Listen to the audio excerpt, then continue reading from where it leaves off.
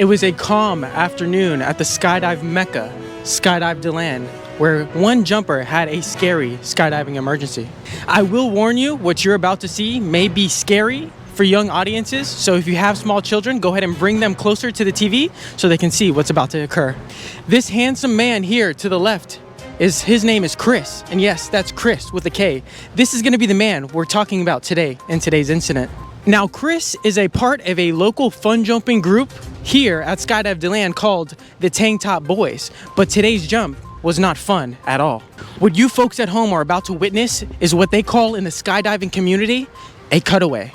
After asking what exactly these adrenaline junkies meant by cutaway, I was told that skydivers do in fact have two parachutes. They have a primary parachute that they can in fact cut away, and then they do have a reserve parachute for emergencies only. Now, as we cut to this dramatic footage, we will see exactly the emergency that Kris got himself into on that sunny summer day.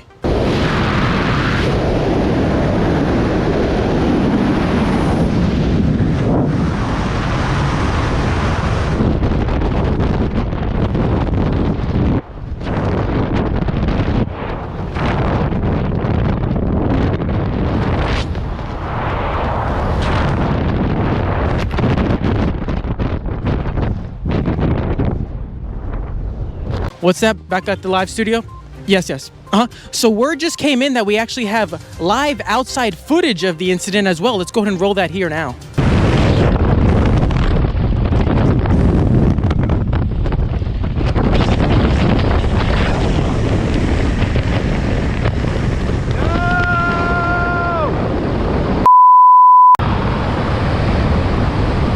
As you can see there, truly horrifying stuff. But we were informed that Kris did walk away unharmed and unscathed, which we're extremely grateful about. And later that day, he was able to, in fact, find his canopy. So now let's cut to Sal back in the studio with more information on this cutaway and what we can learn from this situation. First things first, I want to say Kris did an amazing job with his emergency procedures as taught by the instructors at Skydive Deland. So let's now talk about the main takeaways and what we can learn from this video.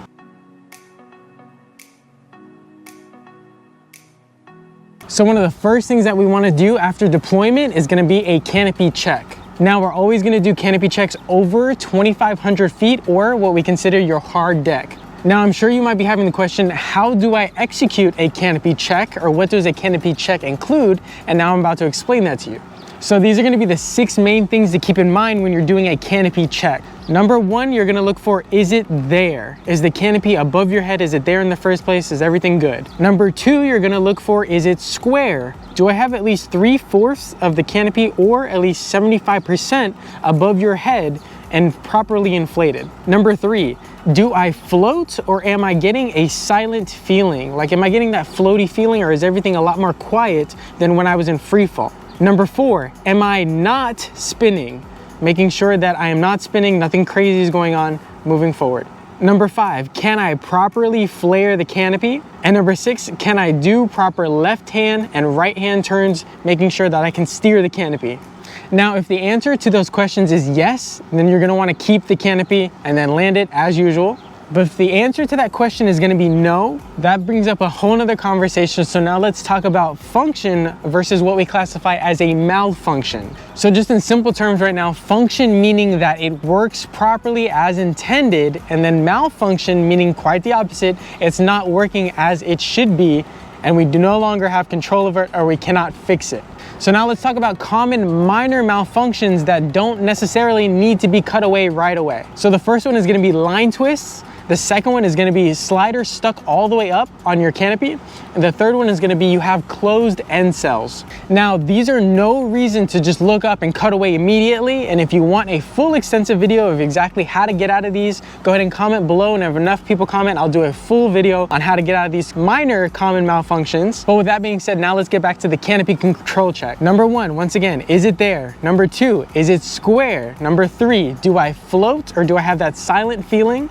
Number 4, am I not spinning? And number 5, can I flare it? And then number 6, can I turn both left and right? Now, let's say the answer is no to those questions. By 2,500 feet, which is your hard deck, in that case, you can go ahead and cut away and execute your emergency procedures after that. just like Kris did in the video you just previously watched. Now, Kris is a perfect example of what to do when your canopy has a malfunction or you have an emergency. We are all glad that Kris was able to walk away uninjured, and then as a little cherry on top, he in fact did find his canopy, which is great. Now, if you found that video both entertaining and educational, you should go ahead and check out this video right here. And don't forget to hit that subscribe button. But seriously, check out this video, it's pretty sick. We gave away a free skydive.